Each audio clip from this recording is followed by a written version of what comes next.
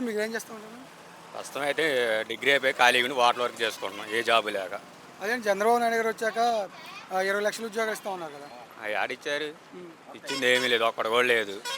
డిగ్రీలు అయిపోయింది, వాటర్ పని ఎందుకు చేసుకోవాలి? వాలంటీర్లో ఉన్న పోస్టులు కూడా తీసేశారు.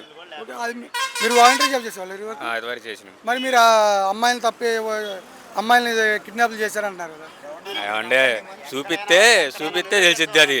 పవన్ కళ్యాణ్ గారే అన్నారు కదా 30,000 అమ్మాయిలను తప్పించారు వాలంటీర్లని. సరే ఆ అమ్మాయిని పిలిపించి అడగమానంటే తెలిసిద్దిగా ఎవరిని కిడ్నాప్ చేశారో. ఇప్పుడు తల్లిదండ్రులు ఉంటారు, వాళ్ళ అమ్మాయిని పిలిచి అడిగితే తెలిసిద్ది. ఓకే, మీరు వాలంటీర్ జాబ్ చేశారు, మరి ఇప్పుడు ఏ ఉద్యోగం ఉందా? ఏ ఉద్యోగం లేదు, నిరుద్యోగ వృత్తి నిరుద్యోగ వృత్తి కూడా లేదు, అసలు ఏమీ లేదు. ఏ పని చేసుకొని బతకడమే. ఇంకోటి వాలంటీర్లకి జీవో లేదు, ఏమి లేదు, కాబట్టి మేము ఏమి ఇవ్వలేకపోతున్నాం అంటున్నారు కదా. ముందర ఎందుకు చెప్పారండి ఎన్నికల వాగ్దానాలు? 10,000 ఇస్తామని. 10,000 ఇస్తామన్నారుగా ఎన్నికల హామీలలో. 10,000 లేదు, వాలంటీర్ పోస్టు లేదు.